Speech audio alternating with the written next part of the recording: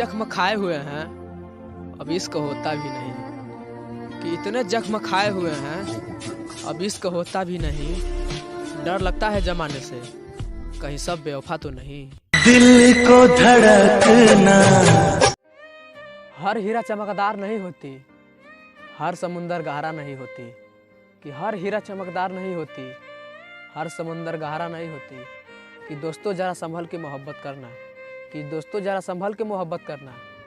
हर खूबसूरत चेहरा वफादार नहीं होती। धोखा देती है सबको ऐसी ही लड़कियां। कि तुमने एक बार भी कहा होता कि तुम्हें मेरे साथ अच्छा नहीं लगता, कि तूने एक बार भी कहा होता कि तुम्हें मेरे साथ अच्छा नहीं लगता, तो कसम मेरे प्यार की तुम्हें हंसते हंसते छोड़ देता। जा दफा हो जिंदगी क्यों मेरी, दफा हो जिंदगी क्यों मेरी, दफा हो